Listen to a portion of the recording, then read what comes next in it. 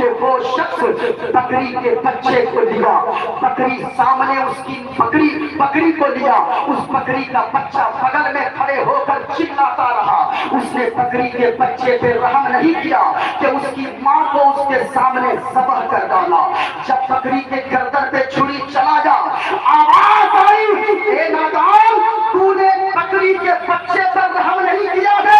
میں نے تیری 70 سال کی عبادت کو برباد کر دیا ہے۔ اللہ اکبر، اکبر رونے لگا، اے پروردگار عالم، اے خالق کائنات، اے رب کعبہ، یہ بکری کے گوشت کو تو نے میرے لیے حلال کیا ہے، میں نہ کھاؤں تو کون کھائے گا؟ تو نے تو بکری کے گوشت کو چائز کیا ہے میرے لیے۔ آواز آئی، سن بندے، ارے تو نے، تیرے لیے میں نے بکری کے گوشت کو حلال کیا ہے، یہ تو صحیح بات ہے، لیکن تو نے بکری کے بچے کے سامنے ان کی ماں کو ذبح کر دیا، وہ چیختا رہا، چلاتا رہا، تو نے رحم نہ کھایا، اسی وجہ سے میں نے تیرے 70 سال کی عبادت کو برباد کر دیا ہے۔ ذرا سننا لوگوں، بڑا روتا رہا، اتنا رویا، آگے کا دامن بھیگ گیا، سارے کپڑے بھیگ گئے۔ اللہ اکبر کبیرہ، یاد رکھیے حضرت علامہ مولانا مفتی سلطان صاحب تشریف لا رہے ہیں، نعرہ لگا دیجیے، نعرہ تکبیر۔ کھڑے ہو جائیں، سب کھڑے ہو جائیں۔ ہندوستان کا ایک بے باک خطیب، ہندوستان کا ایک شاندار خطیب حضرت علامہ مولانا مفتی محمد سلطان رضا صاحب قبلہ سیوانی کی آمد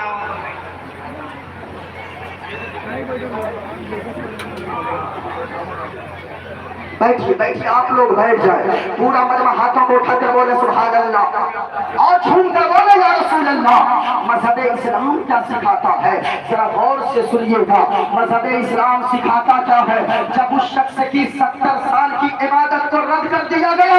روتا رہا کئی سالوں تک، جنگل سے ایک دن گزر رہا تھا، تیز ہوا چلی تھی، ایک چڑیا کا گھونسلہ، ایک پکشی کا گھونسلہ وہ زمین پہ گرا ہوا تھا، اس میں 2-4 بچے چہچہا رہے تھے، اس کو دیا آ گئی، اس نے سوچا اگر نیچے یہ چڑیا کا بچہ رہے گا کوئی جانور آ کر کھا لے گا، اس شخص نے جس کے 70 سال کی عبادت کو اللہ نے رد فرما دیا تھا، اس شخص کو دیا آ گئی، چڑیا کے بچے تھے، گھونسلے کو بچوں سمیت اٹھایا اور ایک درخت پہ رکھ دیا۔ درخت پہ رکھنا تھا اس نیت سے رکھا کہ کوئی دوسرا جانور اسے تکلیف نہ پہنچا دے، تھوڑی سی رحم آ گئی دل کے اندر، تو آپ جانتے ہو، آواز آئی، اے بندے، تو نے اس چڑیا کے بچے پر رحم کیا ہے،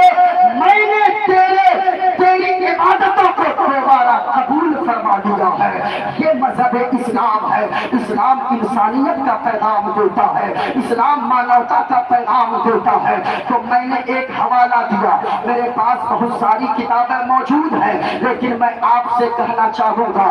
جو بھی ہمارے یہاں بھائی بیٹھے ہیں وہ اسلام کو اگر سمجھنا چاہتے ہیں تو آپ کسی ادھر ادھر والے مسلمان کو دیکھ کر اسلام کو سمجھنے کی کوشش نہ کریں، مصطفیٰ کی سیرت پڑھتے جائیں، اسلام سمجھتے چلے جائیں گے، مصطفیٰ کی حدیث کو پڑھیں، مصطفیٰ کے فرمان کو سنیں۔ آپ اگر مصطفیٰ کی سیرت کو پڑھیں گے تو یقیناً پتہ چلے گا کہ اسلام کتنا اچھا مذہب ہے، اسلام پیغام کیا دیتا ہے، اسلام کی خوبصورتی کیا ہے یقیناً۔ لیکن یاد رکھیے گا، آپ کو سب سے پہلے اسلام کو سمجھنا ہوگا۔ ذرا پورا مجمع اگر اور آگے تقریر سننا چاہتے ہیں، ذرا ہاتھوں کو اٹھا کر بولے سبحان اللہ۔ حضرت خطیب الہند حضرت علامہ و مولانا مفتی سلطان رضا صاحب قبلہ سیوانی کو تشریف لا چکے ہیں، حضرت کا خطاب نایاب آپ حضرات کو سماعت کرنی ہے۔ ذرا غور سے سنیے گا، یہاں جتنے لوگ بیٹھے ہیں